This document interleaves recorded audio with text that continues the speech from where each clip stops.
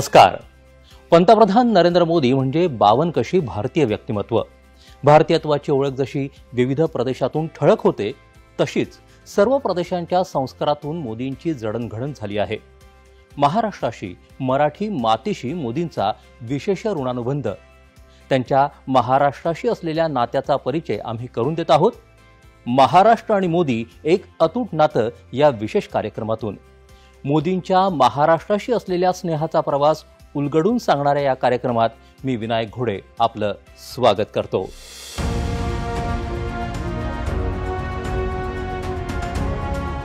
राज्य, राष्ट्र किंवा जागतिक पातळीवर प्रभाव टाकणारी व्यक्तिमत्व सर्वांच्याच कुतूहलाच्या केंद्रस्थानी असतात.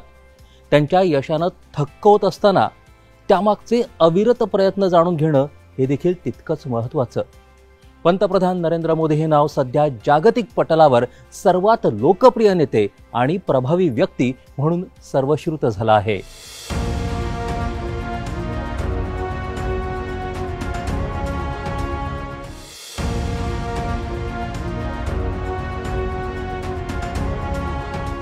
सामान्यांमध्ये राहून त्यांच्यासाठी काम केल्यानं जाण, जाणीव आणि समज प्रगल्भ होते. शिकण्याचा ध्यास, कृतीचा धडाका यातून क्षमता वाढत जाते. विचारांची कक्षा रुंदावत जाते. भव्य दिव्य घडवण्याचं सामर्थ्य निर्माण होतं. यासाठी विचारांचा पाया भक्कम हवा. त्याला शिस्त आणि सकारात्मक सोबतीची जोड हवी. वसुधैव कुटुंबकम या भारतीय तत्वानुसार राज्याच्या सीमांच्या मर्यादा आपसूक गळून पडायला हव्यात. चांगलं ते आपलंसं करण्याचं कसब अंगी बाणवायला हवं. हे सारं नरेंद्र मोदी यांच्या जीवन प्रवासात ठळकपणे दिसून येतं. गुजरातेतल्या वडनगरच्या एका लहानशा घरात वाढणारा बाल नरेंद्र कनिष्ठ मध्यमवर्गीय घरातल्या साऱ्या अडीअडचणी आव्हानं बघत कष्टाळू पालकांच्या संघर्षातून खरंच जगणं शिकत होता. अगदी बालवयातच राष्ट्रीय स्वयंसेवक संघाच्या संपर्कात आला आणि त्याच्या आयुष्याला कलाटणीच मिळाली. राष्ट्रीय स्वयंसेवक संघाचे प्रचारक म्हणून नरेंद्र मोदींचं जीवन संघ कार्याशी एकरूप झालं. त्यांच्या व्यक्तिमत्वावर निर्णायक ठसा उमटवणारे गुरु लक्ष्मणराव इनामदार मूळचे महाराष्ट्रातलेच. शिस्त, संघटन शक्ती आणि कार्यकर्त्यांना कसं घडवावं यांचा वस्तुपाठच त्यांनी घालून दिला. प्रचारक या नात्यानं नागपूरच्या संघ मुख्यालयात मोदींचे वारंवार मुक्काम झाले. महाराष्ट्राच्या संघ शाखांमधून कार्याचा अनुभव घेत त्यातून त्यांनी पुढच्या राजकीय प्रवासासाठी भक्कम पाया तयार केला. संघानं आपल्याला कसं घडवलं याविषयीची कृतज्ञता स्वतः मोदींनीच अनेकदा व्यक्त केली आहे. त्यांच्या या साध्या संन्यस्त वृत्तीमागे त्यांची आध्यात्मिक प्रेरणा होती. कायमच अध्यात्माचं आकर्षण असलेल्या मोदींनी देशप्रेमाला मात्र सर्वाधिक महत्त्वाचं स्थान दिलं. महाराष्ट्र की धरती पर मराठी भाषी एक महापुरुष ने 100 वर्ष पहले राष्ट्रीय स्वयंसेवक संघ का बीज बोया था. आज ये एक वटवृक्ष के रूप में अपना शताब्दी वर्ष मना रहा है.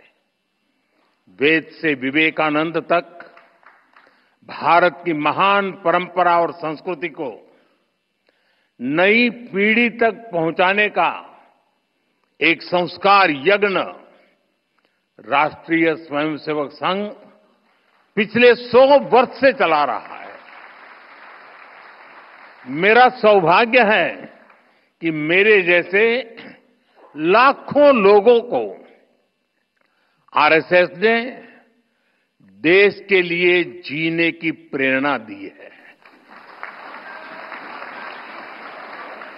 और संघ के ही कारण मुझे मराठी भाषा और मराठी परंपरा से जुड़ने का भी सौभाग्य प्राप्त हुआ.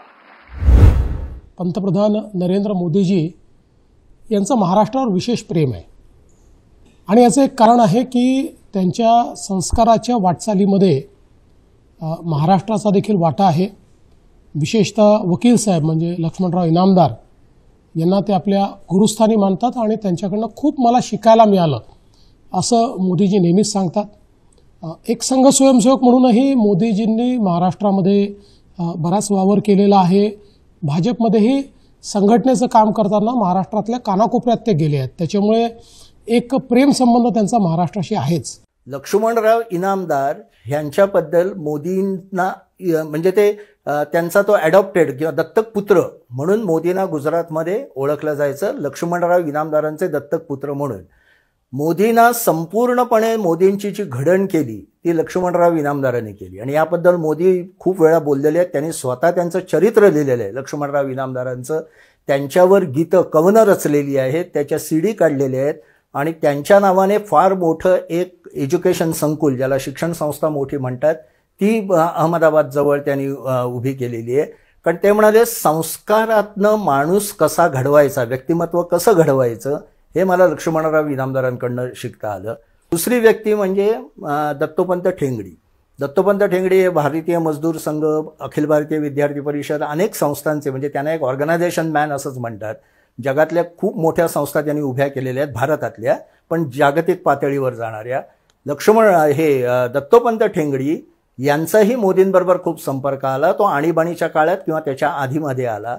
आणि त्यानंही मोदींमधले संघटनात्मक गुण दिसले होते. संघटना कशी बांधावी, ती मोठी कशी करावी, त्याचं कार्य कसं राखावं, त्याचे एकूण कायदे कानून किंवा नियम म्हणा कसे बनवावेत, आणि मुळात माणसांना कसं जोडावं संघटनेसाठी, हे ते मुख्यतः दत्तोपंत ठेंगडी यांच्याकडनं शिकले.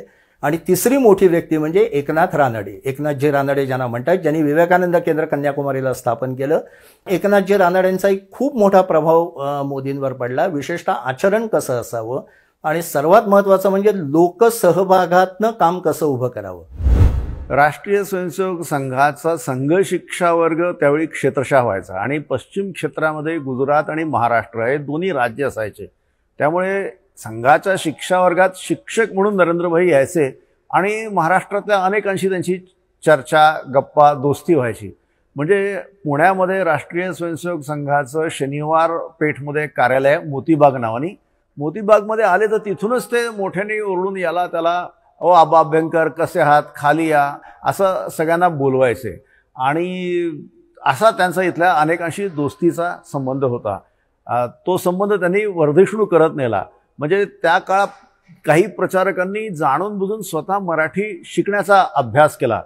परमपूजनीय गुरुजी त्यांच्या आईशी बोलण्याच्या दृष्टीने. तर नरेंद्रभाई मोदींचा पण मराठीचा चांगला अभ्यास आहे. विशेषतः मराठी भाषेला जेव्हा क्लासिकल लँग्वेजचा दर्जा मिळाला तेव्हा त्यांचं जे भाषण आहे त्यामध्ये कमीत कमी 20 मराठी लेखकांची त्यांच्या वैशिष्ट्यांसह त्यांनी नावं घेतलेली आहे. त्यामुळे मराठी भाषा, महाराष्ट्रातलं संघकार्य याच्याशी त्यांचा अत्यंत निकटचा संबंध आणि आत्मीयतेचा संबंध असा होता. संघ स्वयंसेवक प्रचारक म्हणून आपल्या आयुष्याची सुरुवात करणारे नरेंद्र मोदी वृत्तीनं संन्यस्त विरागी स्वरूपाचे आहेत. त्यामुळे धनसंग्रह किंवा इतर कसलेही पाश त्यांना अडकवून ठेवू शकत नव्हते. संघाचं काम करत असताना जेव्हाही ते मुंबईला येत त्यावेळी संघाचे ज्येष्ठ स्वयंसेवक रमेश मेहता, कीर्तिदा मेहता यांच्याच घरी मुक्काम करत असत. या कुटुंबाशी त्यांचं घरोब्याचं नातं निर्माण झालं. अत्यंत साधी राहणी असलेल्या मोदींना पहिला विमान प्रवास घडवला तोही याच कुटुंबानं. त्याची आठवणही अत्यंत रोचक आहे. एक बार मुझे मोरबी की घटना जब हुई तो मुंबई भी आए थे, तब मुंबई थे, और तब मुझे उन्होंने कहा कि भाई मुझे दिल्ली जाना पड़ेगा, गुजरात तो तुरंत जाना है, मोरबी की जो घटना हुई है, लेकिन इसके पहले मुझे दिल्ली जाना पड़ेगा, दत्तोपंत जी को मिलना है. दत्तोपंत जी ठेंगड़ी हमारे बहुत वरिष्ठ प्रचारक थे और BMS के जो जिसने शुरुआत की भारतीय मजदूर संघ की, उनको मिलकर बाद में मैं गुजरात जाऊंगा. तो मैंने कहा ठीक है नरेंद्र भाई, बहुत जल्दी है तो विमान में चले जाइए. अब संघ का प्रचारक बेचारा, जहाँ उनके जेब में कभी एक 5 रुपया भी नहीं होता है, उनको जब मेरे मुंह से तो निकल गया कि आप विमान में चले जाइए तो जल्दी पहुंचकर बाद में गुजरात के लिए रवाना हो सकेंगे. वो तो थोड़ा नीचा मुंह करके सुन लिया उन्होंने. बाद में मैंने आगे सुधार लिया अपने आप को ही कि मेरा ये कहना है कि मैं टिकट मंगा लेता हूँ और आप विमान में जाइए. वो पहला उनका विमान का प्रवास था. आज जिस व्यक्ति को दुनिया भर में और उसके आजू बाजू में कई विमान होते हैं, वो व्यक्ति कि पहली बार उनका प्रवास हुआ, विमान में बैठना हुआ, मुझे आज भी याद है 440 रुपये की टिकट थी मुंबई दिल्ली की। नरेंद्र भाई पहली बार उसमें बैठे विमान में, बड़ा आज याद करता हूँ तो कीर्तिदा ने तो बहुत बार लिखा है और कहा भी है कि हमारी कई बार आंखों में आंसू आ जाते हैं कि व्यक्ति को कैसे आज कितने भी आगे बढ़े तो वो ऐसा आग्रह के साथ कहते हैं कि मैं रात को प्रवास करूंगा, इसलिए कि मुझे कहीं होटल में रहना नहीं पड़े विदेश में। ये देश की संपत्ति है, देश का पैसा का मैं सदुपयोग करना चाहूँगा, एक पैसा का भी दुरुपयोग नहीं करना है। त्यांच्या या साध्या संन्यस्त वृत्तीमागे त्यांची आध्यात्मिक प्रेरणा होती। नरेंद्र भाई के मन के अंदर हमेशा एक बात रही है कि मुझे आध्यात्मिक जीवन जीना है, लेकिन वो सब जीवन जीने के लिए मैं राष्ट्र को अग्रेसर रखूंगा। पहले मेरा राष्ट्र की बात यदि जहां भी राष्ट्र को लाभ मिलता होगा वो मैं हमेशा करता रहूंगा। उनको जब वकील साहब ने भी बताया और जब नई जिम्मेदारी आई कि राजकीय क्षेत्र में काम करना है, तो उन्होंने तय किया कि मुझे मेरा राष्ट्र को अग्रेसर बनाना है। संघात मोठमोठ्या जबाबदाऱ्या यशस्वीपणे पार पाडल्यानंतर त्यांना भाजपात जबाबदारी देण्यात आली। त्यातही गुजरातमध्ये उत्तम कामगिरी करत त्यांनी महापालिकेत अनेक वर्षांनी भाजपाची सत्ता आणली। महाराष्ट्राच्या राजकीय क्षेत्राशी त्यांचा याच काळात जवळून संबंध आला। 1990 साली भाजपाच्या राष्ट्रीय निवडणूक समितीत मोदींना स्थान मिळालं। या कालावधीत त्यांनी महाराष्ट्रासह अनेक राज्यात पक्षाचे उमेदवार आणि प्रचार आराखडे आखले। बैठकींमधून मोदींची कार्यपद्धती महाराष्ट्रातील कार्यकर्त्यांना प्रत्यक्ष अनुभवायला मिळाली। संघटनशैली, काटेकोर वेळापत्रक आणि प्रभावी संवाद या त्यांच्या गुणांनी महाराष्ट्रातही एक वेगळी ओळख निर्माण केली। विशेष म्हणजे मोदींना संघ कार्यातून मुक्त करत भाजपात आणण्याचा निर्णय मुंबईलाच ज्येष्ठ संघ स्वयंसेवक रमेश मेहता आणि कीर्तिदा मेहता यांच्याच घरी घेण्यात आला। संघाचे तेव्हाचे सरसंघचालक बाळासाहेब देवरस यांनी त्यांच्यातले गुण हेरून त्यांना भाजपासाठी काम करण्याचे निर्देश दिले। नरेंद्र भाई से 1978 में उनको इमरजेंसी के बाद मुंबई आना हुआ। मुंबई जब भी आना हुआ तब हमारे घर ही आना होता था, वही उनका निवास था। उस समय दूसरी ओर परम पूजनीय सरसंघ चालक जी बाळासाहेब देवरस, उनका भी तय हुआ कि 1978 के बाद वो हमारा घर उनका घर बन गया और वो वहीं रहने लगे। बाळासाहेब देवरस जी ने एक बार नरेंद्र भाई को बुलाए मुंबई में, हमें पता भी नहीं था। हमारे घर ही बाला साहब भी थे, नरेंद्र भाई और मधुभाई कुलकर्णी जो संघ के उस समय गुजरात प्रांत के प्रचारक थे, और बाला साहब जी ने एक बार उनको बुलाए।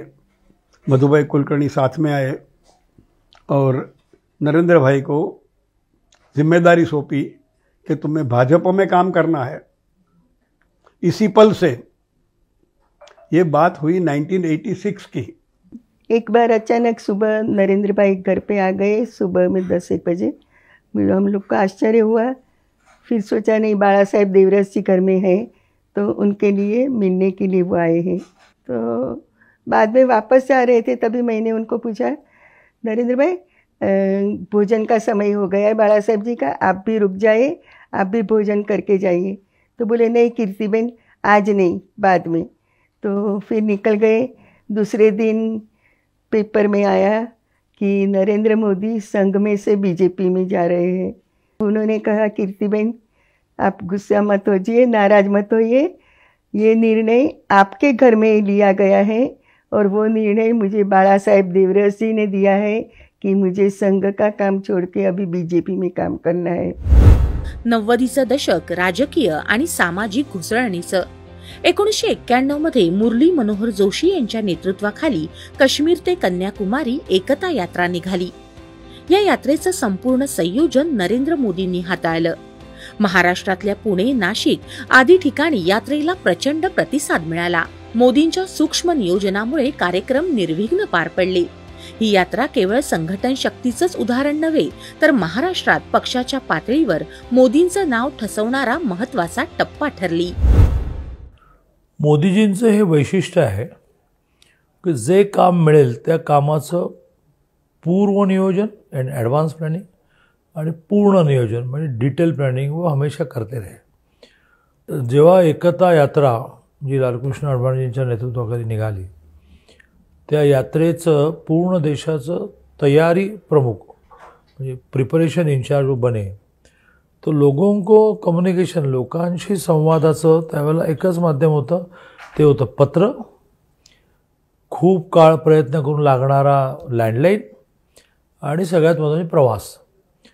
भारतीय जनसंघाचं मग नंतर झालेल्या जनता पार्टीचं आणि नंतर झालेल्या भारतीय जनता पार्टीचं वैशिष्ट्य हे की प्रवासावर खूप भर नेहमीच संघटनेचा राहिला आणि त्यामुळे अतिशय बारकाईने त्याने फार अखिल भारतीय स्तरापासून, राज्य स्तरापासून, जिल्हा स्तरापासून, तालुका स्तरापर्यंत विषय पर्क्युलेट करण्याची, झिरपवण्याची व्यवस्था उभी केली.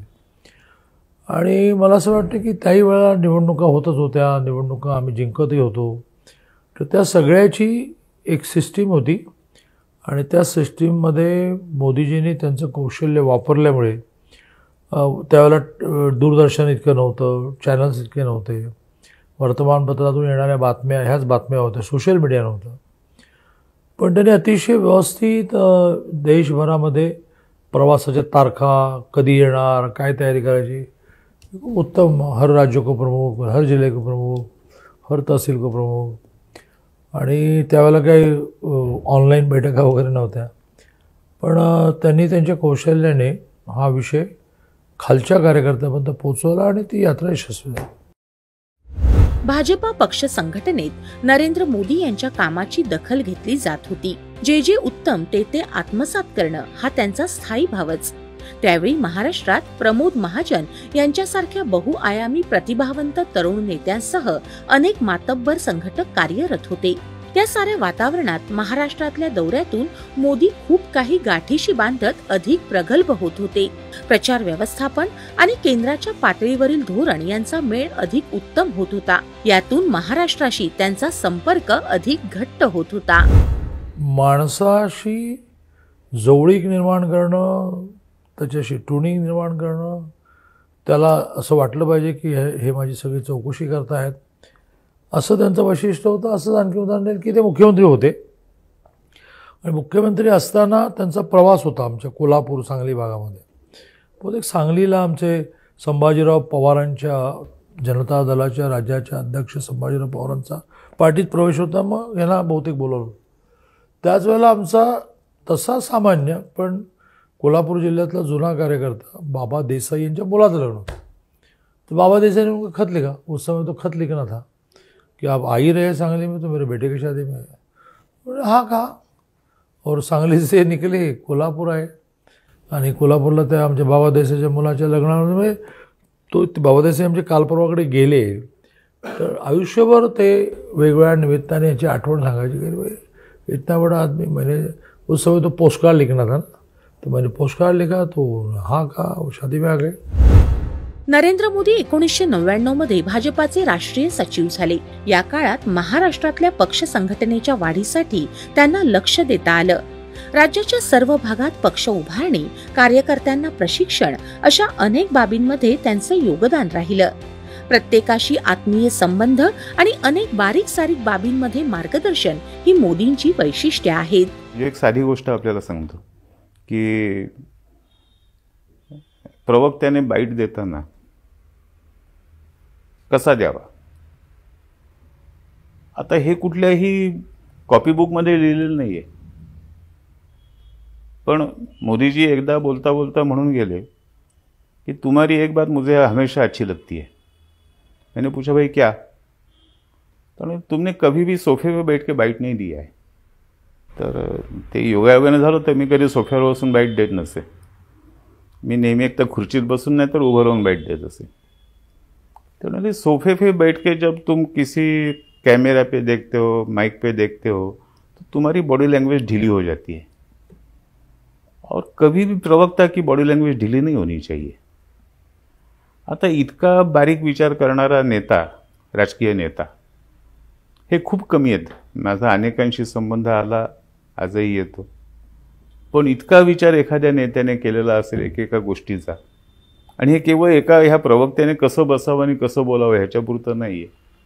तर अनेक गोष्टींच्या बाबतीत माझ्या वेळोवेळी लक्षात येत होतं. गोध्रा आणि त्यानंतर झालेल्या गुजरात दंगली या काळात मुख्यमंत्री राहिलेल्या नरेंद्र मोदींच्या जीवनात वादळ आलं. अशात महाराष्ट्र त्यांच्या पाठीशी ठाम उभा राहिला. शिवसेना प्रमुख बाळासाहेब ठाकरे यांनी मोदींची भक्कम पाठराखण केली. मला मग त्यावेळेला अडवाणीने एक प्रश्न विचारला कि बाला साहब, ये नरेंद्र मोदी के बारे में आप क्या सोच सकते हैं? मतलब आपका पार्टी का है, मैं क्या करूं, मैं क्या सोचूं? नहीं, क्या जरा थोड़ा पार्टी में चल रही हो रही है, तो क्या करना होगा? मतलब आप क्या करना चाहते हैं? देखते हैं, आपकी जरा सलाह चाहिए थी. तर मी एका वाक्यात आजही अडवाणी आहेत. फोन करून विचारा त्यांना, मी बोललो की नाही त्यांच्याशी हे वाक्य. म्हटलं, अडवाणी जी माफ कीजिए, मेरा कहना इतना ही है, यही है, नरेंद्र मोदी गया, गुजरात गया, हे माझं वाक्य आहे. जर नरेंद्र मोदीला तुम्ही बाजूला केलं तर गुजरात तुमचा गेला. हे माझं वाक्य मी अडवाणींपाशी बोललेलो आहे. मोदींनी बाळासाहेबांचा हा विश्वास आणि स्नेह कायमच मनात जपून ठेवला. मातोश्रीवर जाऊन बाळासाहेबांची भेट घेतली, आदर व्यक्त केला. हिंदुत्वाच्या विचारसरणीवर दोघांचंही कायम एकमत होतं. और बाळा ठाकरे गोरेगांव में मिले भी थे, तब मुझे याद है शब्द था उनका कि एक गुजरात के शेर को महाराष्ट्र का बाघ मिलने जा रहा है, ये उनका शब्द था बाळासाहेब ठाकरे का. राष्ट्रीय स्वयंसेवक संघ वगळता मोदींच्या बरोबर त्यावेळी फारसं कोणी नव्हतं. काही भाजपतले तरुण अरुण जेटली वगैरे नेते होते.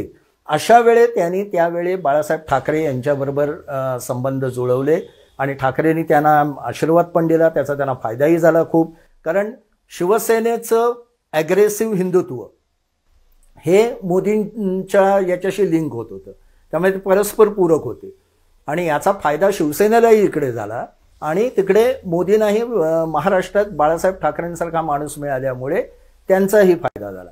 त्यामुळे हे त्यांच्याशी जास्त बाळासाहेब ठाकरेंबरोबर त्यांचं सूर जास्त जुळले. मुंबईत 2008 मध्ये झालेल्या दहशतवादी हल्ल्यावेळी तेव्हा गुजरातचे मुख्यमंत्री नरेंद्र मोदी तातडीनं मुंबईत पोहोचले. 28 नोव्हेंबर 2008ला त्यांनी वार्ताहर परिषद घेतली. वीरमरण आलेल्या सुरक्षा दलातल्या जवानांच्या कुटुंबियांना गुजरात सरकारच्या वतीनं 1 कोटींची मदत जाहीर केली. एटीएस प्रमुख हेमंत करकरे यांच्या कुटुंबियांना प्रत्यक्ष भेटून सांत्वनही केलं. महाराष्ट्राशी भावनिक नाळ जोडणारा हा एक महत्वाचा क्षण होता. खरं तर गुजरातच्या निवडणुकांनंतर मोदी महाराष्ट्रातही एक सक्षम आणि प्रखर हिंदुत्ववादी नेते म्हणून लोकप्रिय होऊ लागले. 2014च्या निवडणुकीपूर्वी 2012ला झालेल्या गुजरातच्या निवडणुका हा माझ्या दृष्टीने टर्निंग पॉईंट आहे. आणि 2012च्या गुजरातच्या निवडणुकांनंतर मला महाराष्ट्रात हे स्पष्ट दिसायला लागलं होतं की महाराष्ट्रातल्या जनतेला मनापासून मोदी हे राष्ट्रीय नेतृत्वाच्या रूपात हवे आहेत आणि हे जागोजाग जाणवत असे. मी त्यावेळेला महाराष्ट्रात माझा भरपूर प्रवास होत असे, अनेक कार्यक्रम होत असत, लोकांमध्ये मिसळणं होत असे, पत्रकार परिषदा होत असत. त्या सगळ्यांमधून मला हे जाणवत होतं की मोदीजींबद्दल जनतेच्या मनात एक आकर्षण आहे. भारताच्या वैभवशाली इतिहासाचा मोदींच्या जडणघडणीवर मोठा परिणाम झाला आहे. त्यात छत्रपती शिवाजी महाराज हे त्यांचं दैवत. त्यांनी जे संचित गोळा केलं त्यातून पंतप्रधान झाल्यावर महाराष्ट्राचा विकास करताना या भूमीचा वारसा जपण्याचाही त्यांनी प्रयत्न केला. महाराष्ट्राची सांस्कृतिक ओळख देशच नाही तर जागतिक पटलावर ठळक केली. शिवरायांनी बालपणीच मोदींचं भावविश्व व्यापलं. पुढे आयुष्याच्या प्रत्येक टप्प्यावर महाराज त्यांना रोज नव्यानं कळत राहिले आहेत. रायगड स्वराज्याची राजधानी, मोदींसाठी ते तीर्थक्षेत्रच. अनेकदा ते इथं नतमस्तक झाले आहेत. पंतप्रधान होण्याआधी म्हणजेच 5 जानेवारी 2014ला ते रायगड किल्ल्यावर धरा तीर्थयात्रेच्या निमित्तानं आले होते. रायगडावर छत्रपती शिवाजी महाराजांना अभिवादन करताना त्यांनी स्वराज्याच्या संकल्पनेला आधुनिक राजकारणात कसं उतरवायचं हे उलगडून सांगितलं. महाराष्ट्राच्या सांस्कृतिक वारशाशी त्यांची बांधिलकी या निमित्तानं अधोरेखित झाली. गेल्या काही काळात नौदलाच्या बोधचिन्हावर शिवरायांच्या राजमुद्रेचा प्रभाव, युनेस्कोच्या वारसा यादीत महाराजांच्या 12 किल्ल्यांचा झालेला समावेश यासाठी मोदींनी पुढाकार घेतला तो यामुळेच. हे खरंच आहे की महाराजांच्या बद्दल मोदीजींना प्रचंड आदर आहे, आस्था आहे, प्रेम आहे. आणि आपल्या लक्षात असेल की 2013 साली प्रधानमंत्री पदाचे उमेदवार मोदीजी झाल्यानंतर कॅम्पेनची सुरुवात ही त्यांनी महाराजांच्या समाधीच्या दर्शनाने त्या ठिकाणी केली. त्यांच्याकडनं ऊर्जा घेऊन त्यांनी केली. महाराजांच्या संदर्भात बोलताना नेहमी ते महाराजांच्या म्हणजे महाराज लढवय्ये तर होतेच, ते गुण तर सांगतातच, पण त्याचसोबत महाराजांचं मॅनेजमेंट, महाराजांचं पर्यावरण संतुलन ठेवण्याची त्यांची पद्धती, त्यांचं जे काही गव्हर्नन्सची पद्धत होती, अशा सगळ्या गोष्टी कशा महाराजांनी विकसित केल्या होत्या आणि त्याच कशा योग्य आहेत हे सांगण्याचं काम ते करतात. छत्रपती शिवाजी महाराजांचे 12 किल्ले हे ज्या प्रकारे मोदीजींनी युनेस्कोमध्ये नॉमिनेट केले आणि त्यानंतर नॉमिनेशन करणं सोपं होतं, पण 12च्या 12 किल्ल्यांचं त्या ठिकाणी त्याला मान्यता मिळणं हे अतिशय कठीण काम होतं. ते मात्र अतिशय मोठी डिप्लोमसी त्याच्यामध्ये त्यांनी तयार केली आणि त्यातनं 100% मतं आपल्याला मिळाली आणि महाराजांचे किल्ले वर्ल्ड हेरिटेज म्हणून, जागतिक वारसा म्हणून त्या ठिकाणी लोकांमध्ये पोचलेली आपण बघितली. अशा अनेक गोष्टी सांगता येतील.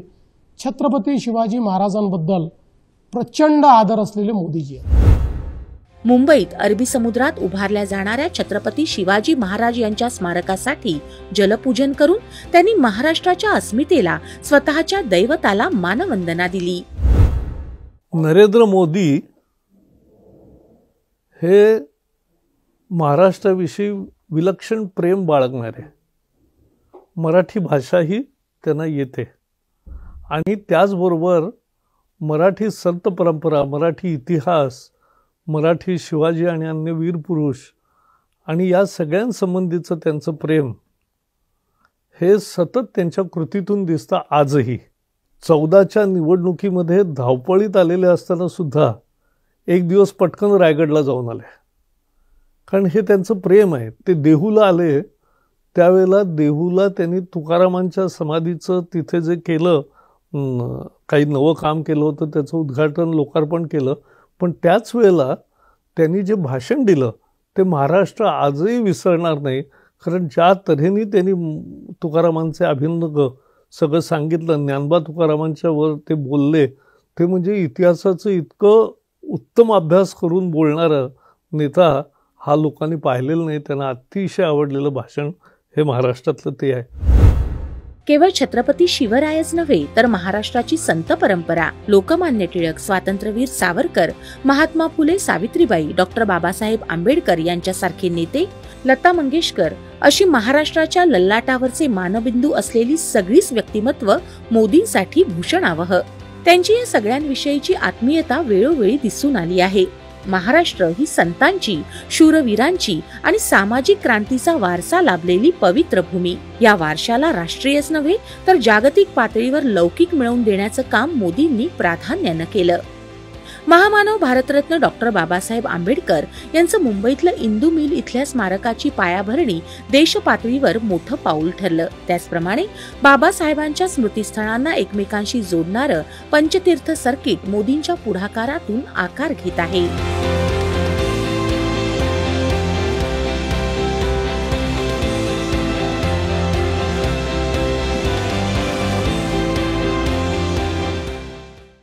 महाराष्ट्र प्रामुख्याने छत्रपती शिवाजी महाराज, डॉक्टर बाबासाहेब आंबेडकर, महात्मा ज्योतिबा फुले यांचा खूप अभ्यासही त्यांचा आणि यांच्या व्यक्तिमत्वाचा त्यांच्या व्यक्तिमत्वावर परिणामही खूप.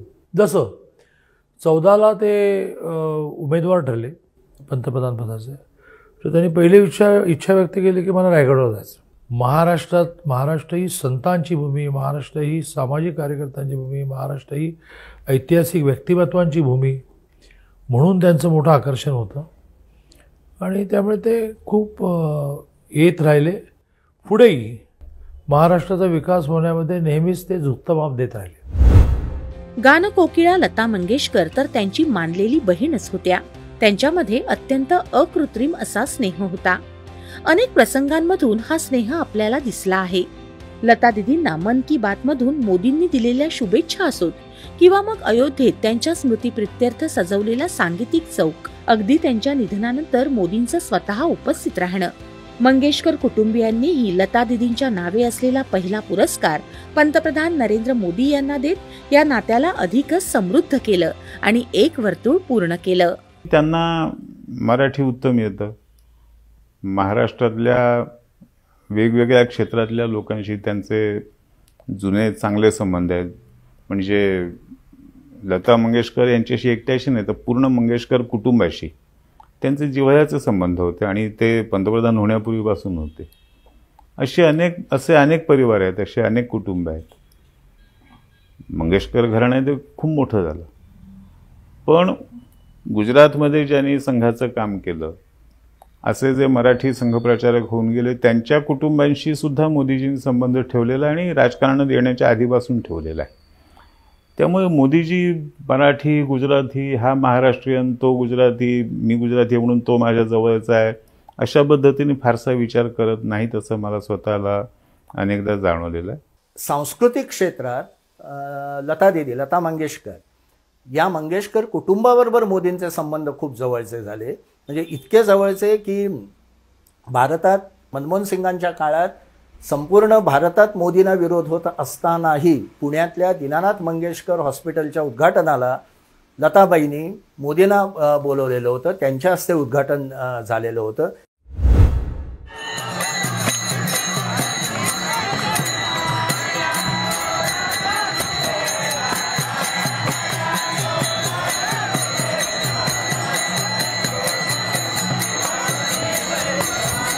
वारकरी संप्रदाय ही महाराष्ट्राच्या आध्यात्मिक परंपरेची पताका. पंतप्रधान मोदींनी देहू इथल्या संत तुकोबांच्या मंदिराचं लोकार्पण करून या परंपरेचा गौरव वाढवला. महाराष्ट्रातला पालखी मार्ग, जी पालखी किंवा जी वारी महाराष्ट्राच्या संस्कृतीची आणि महाराष्ट्रातल्या भक्ती मार्गाची एक विलक्षण अशा प्रकारचं जे मला असं वाटतं की एक अभिव्यक्ती आहे, तिच्याकरता हा पालखी मार्ग झाला पाहिजे असा विचार कधीच कोणी केला नाही. तो विचार करणारे मोदीजी आहेत आणि म्हणून मला असं वाटतं की महाराष्ट्राशी त्यांचं एक वेगळं नातं आहे. महाराष्ट्रात बंजारा समाज हा एक मोठा वर्ग आहे. त्यांचा स्वतःचा सांस्कृतिक वारसा आहे. त्यांचं दैवत सेवालाल महाराजांचं भव्य स्मारक आणि बंजारा इतिहासाचं मोठं संग्रहालय मोदींच्याच आशीर्वादानं विदर्भात वाशिम इथं बांधलं गेलं. मोदींनीच त्याचं लोकार्पणही केलं.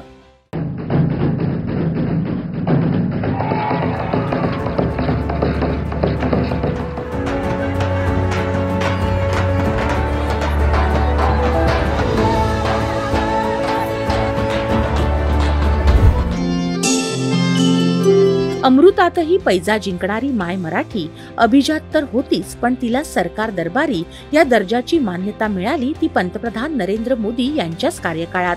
या निर्णयानं मराठी आणि भाषाप्रेमींना आनंदी आनंद झाला. केवळ इतकंच नाही तर त्यानंतर नवी दिल्लीत झालेल्या अखिल भारतीय मराठी साहित्य संमेलनाला उपस्थित राहत नरेंद्र मोदींनी मराठी भाषेचा गोडवा राष्ट्रीय स्तरावर पोहोचवला. प्रादेशिक भाषेच्या संमेलनाला उपस्थित राहणारे ते बहुधा पहिलेच पंतप्रधान ठरले. मराठी भाषा अमृत से भी बढ़कर मीठी है. इसलिए मराठी भाषा और मराठी संस्कृति के प्रति मेरा जो प्रेम है, आप सब उससे भली भांति परिचित है. मैं आप विद्वानों की तरह मराठी में उतना प्रवीण तो नहीं हूं, लेकिन मराठी बोलने का प्रयास, मराठी के नए शब्दों को सीखने की कोशिश मैंने निरंतर की है। मराठी को अभिजात भाषा का दर्जा मिले, इसका करोड़ों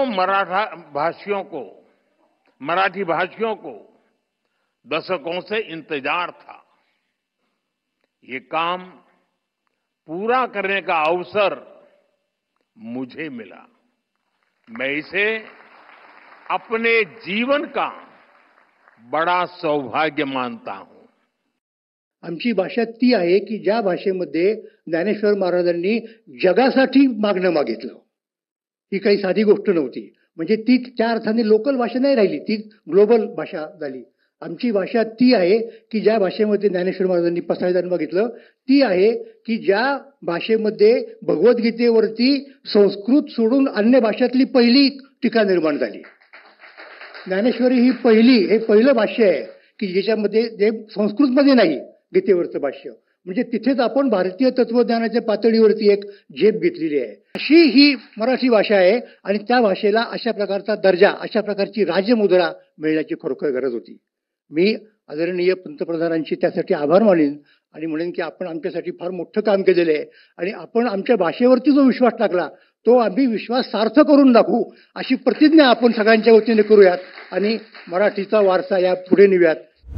मोदीजींनी मराठी भाषेला अभिजात दर्जा दिल्यामुळे खऱ्या अर्थानं जी मराठी अभिजात आहेच, पण त्याला राजाश्रय मिळणं गरजेचं होतं। ते मिळाल्यामुळे आज देशातल्या अनेक विद्यापीठांमध्ये आता मराठी भाषा शिकवली जाते आहे।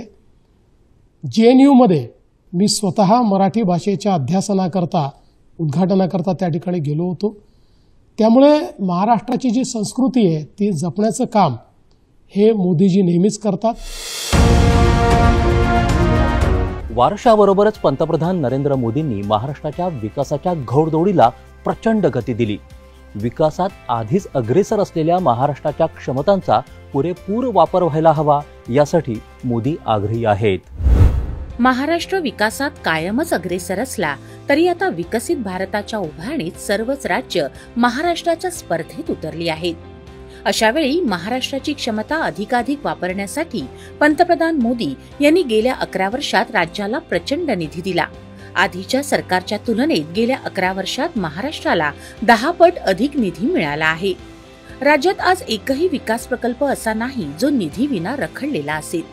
मग ते नवी मुंबई विमानतळ असो किंवा मेट्रोचं जाळं, Mumbai coastal road, trans harbour, Atal Setu, Dharavi पुनर्विकास प्रकल्प, वेगानं विकसित होणारी तिसरी मुंबई, नवी एज्युसिटी, राज्यभर तयार होणारी विमानतळं, यामुळे मुंबईसह राज्याचा चेहरा मोहराच बदलून जात आहे।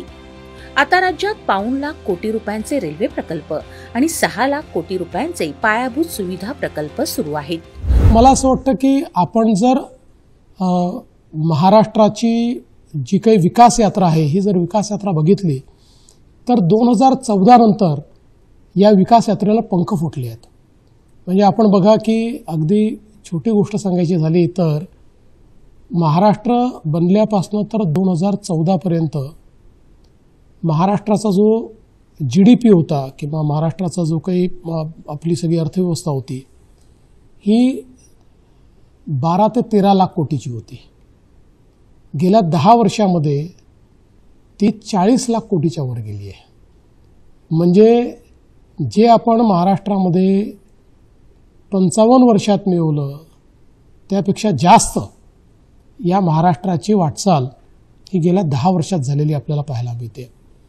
आणि महाराष्ट्रातले सगळे आयकॉनिक प्रोजेक्ट्स आहेत, बदलतं मुंबई आहे, हे सगळं मोदीजींच्या नेतृत्वाचा परिणाम आहे। प्रस्तावित वाढवण बंदर या सगळ्या विकासाच्या प्रवासातली एक मोठी झेप ठरणार आहे। इतिहास धुंडाळला तरी लक्षात येईल की समृद्धी समुद्र मार्गाने येते। हे हेरून बंदरांच्या विकासावर मोदी यांचा भर राहिलाय। महाराष्ट्राच्याही वाट्याला यात भरभरून देण्याकडे त्यांचा कल राहिला आहे। पालघरच्या किनारी आकाराला येणारं वाढवण बंदर त्याचंच ठळक उदाहरण।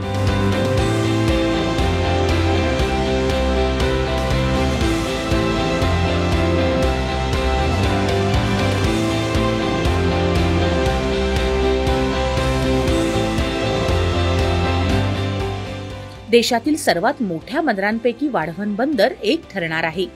यामुळे महाराष्ट्र जागतिक व्यापाराचं महत्वाचं केंद्र होणार आहे. रेल्वेचं जाळं विस्तारणं, नव्या रेल्वे गाड्या महाराष्ट्राला देणं याबाबतही केंद्राचा पर्यायानं मोदी यांचा हात सैल राहिलाय. मुंबई अहमदाबाद बुलेट ट्रेन प्रकल्प, मुंबईत नवनवीन उपनगरी स्थानकं, कोकण रेल्वे आणि विदर्भ मराठवाड्यासाठी नवनवीन रेल्वे मार्ग या माध्यमातून हजारो कोटींची गुंतवणूक झाली आहे. वंदे भारत गाड्यांनी प्रवास सुखाचा आणि गतिमान झालाय.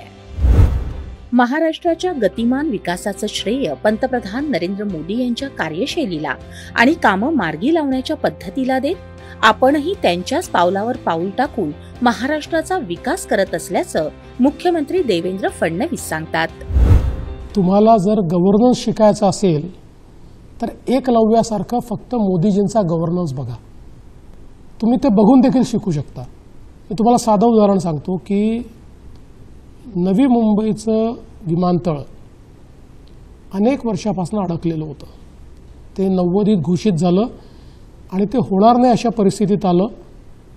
त्याचे 8 क्लिअरन्सेस केंद्र सरकारने रिजेक्ट केले होते. काही त्याच्यामध्ये एन्व्हायरमेंटशी संबंधित होते, काही अजून वेगवेगळे होते. मी मुख्यमंत्री झाल्यानंतर मी त्याच्या पाठीमागे लागलो आणि हे क्लिअरन्सेस घेण्याकरता त्याच्या सगळ्या ज्या काही प्राथमिक गोष्टी आहेत त्या मी सगळ्या केल्या.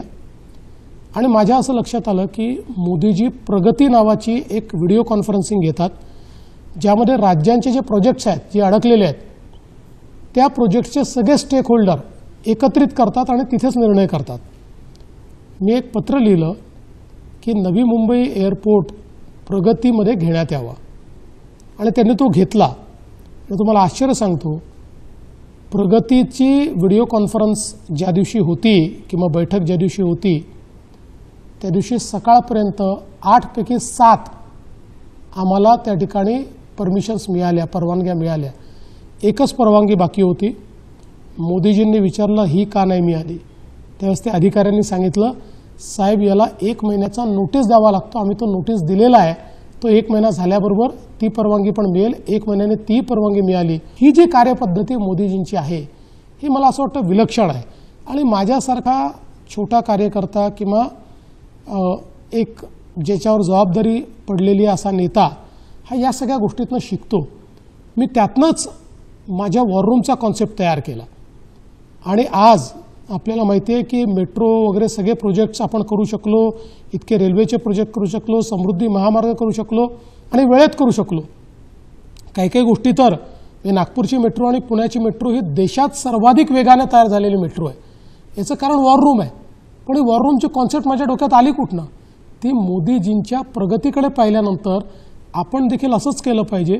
सगळ्यांना एका टेबलवर बोलवा, तिथल्या तिथे निर्णय करा. हे मोदीजींनी आम्हाला शिकवलं. महाराष्ट्रातल्या सगळ्याच विषयांमध्ये, कारण पूर्वी गुजरात महाराष्ट्र हे एकच राज्य होतं, तर ते त्यांनी तशाच पद्धतीने मांडलं आहे आणि महाराष्ट्राला तेवढंच हे दिलेलं आहे प्रेम. आणि जेवढी आधुनिक रचना झाली रस्त्या, कोस्टल रोडपासून अनेक गोष्टी पर्यावरणामध्ये केवळ अडकलेल्या असायच्या, त्यांचा आम्हाला स्पष्ट निर्देश होता की ही सगळी कामं नीट झाली पाहिजेत, त्यांना परवानग्या अडवायच्या नाहीत. आणि आम्ही कधी अडवल्या नाहीत. पण त्यामुळे मोदीजींचं बारीक बारीक लक्ष असायचं आणि आजही महाराष्ट्राच्या घटनांकडे त्यांचं बारीक लक्ष असतं. महाराष्ट्राला मोदींच्या रूपाने एक घरचा पंतप्रधान मिळाल्यासारखंच आहे. एकीकडे पायाभूत सुविधांचा विकास करतानाच दुसरीकडे सामाजिक विकासाचा समतोल आणि सामाजिक सुरक्षा साधण्यातही महाराष्ट्राला प्राधान्य दिले जात आहे. प्रधानमंत्री आवास योजनेअंतर्गत आतापर्यंत सर्वाधिक म्हणजे जवळपास 40 लाख घरं महाराष्ट्राला मिळाली आहेत. महाराष्ट्रात आतापर्यंत 2 लाखांपेक्षा अधिक लखपती दीदी तयार झाल्या आहेत. केंद्र सरकारनं दुर्बल घटक, अनुसूचित जाती जमातींच्या लघु उद्योजकांसाठी सुरू केलेल्या योजनांचाही सर्वाधिक लाभ महाराष्ट्रालाच मिळाला आहे. आणि विज्ञान भवनमध्ये देशभरातल्या एक 1500 अनुसूचित जाती जनजातीचे उद्योजक आहेत, त्यांचा एक मोठा कॉन्फरन्स आयोजित केली होती आणि त्या कॉन्फरन्सला माननीय मोदीजी आले होते. आणि त्या भाषणात त्यांनी जे सांगितलं की आपका एक भाई दिल्ली में बैठा है, आपको मदद करने के लिए। जेवढ्या आम्ही योजना माननीय पंतप्रधानांच्याकडे घेऊन गेलो त्या सगळ्यांना त्यांनी मदत ही केलेली आहे। विशेषतः स्टँडअप इंडिया योजना आहे किंवा SC/ST हब सारखी योजना आहे, उद्योग SC/ST समाजातल्या उद्योगाला प्रोत्साहन करण्यासाठी व्हेंचर कॅपिटल फंड आहे, टेक्नॉलॉजी स्टार्टअप करण्यासाठी आसिम नावाची जी स्कीम आहे, आणि या सगळ्या ज्या स्कीम आहेत ह्या जरी देशभरासाठी असल्या तरी महाराष्ट्रातले याच्यामध्ये हायेस्ट नंबर आहे। व्हेंचर कॅपिटल फंड महाराष्ट्रातले हायेस्ट 52 बेनिफिशरी आहेत। आसिम नावाची स्कीम टेक्नॉलॉजी स्टार्टअप सगळ्यात जास्त 50च्या आसपास टेक स्टार्टअप्स महाराष्ट्रातले आहेत फ्रॉम SC/ST पासून स्टँडअप इंडिया अशा विविध सगळ्या स्कीममध्ये महाराष्ट्र हा नंबर 1 हा राहिलेला आहे। मेक इन इंडियाच्या धर्तीवर सुरू झालेलं मॅग्नेटिक महाराष्ट्र, छत्रपती संभाजीनगर इथं विकसित होत असलेली ऑरिक सिटी, अमरावतीत मित्रा वस्त्रोद्योग पार्क ही याच दूरदृष्टीची प्रत्यक्ष उदाहरणं आहेत।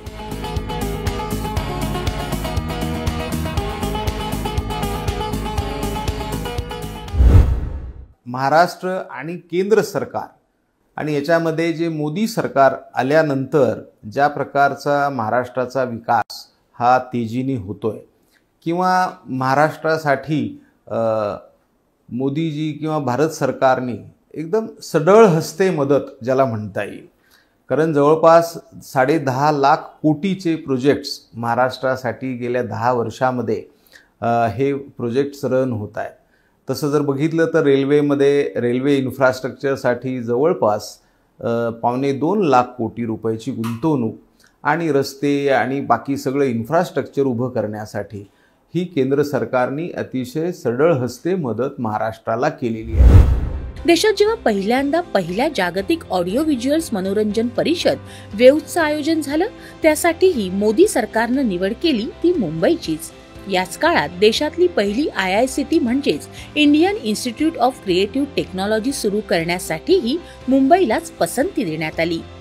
मराठी भूमीचा सन्मान, महाराष्ट्राचा ऐतिहासिक सांस्कृतिक वारसा जागतिक पटलावर आणणं आणि सह्याद्रीच्या साक्षीनं बुलंद असलेल्या महाराष्ट्राला विकासाच्या घोडदौडीत पुढे नेणं, या सर्व प्रवासात नरेंद्र मोदी यांची प्रत्येक भूमिकेतून साथ राहिली आहे आणि ही साथ यापुढेही अशीच कायम राहणार आहे।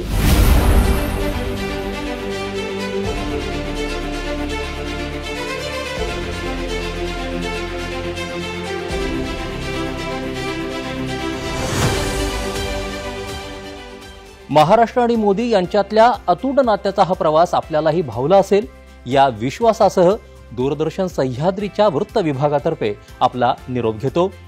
नमस्कार।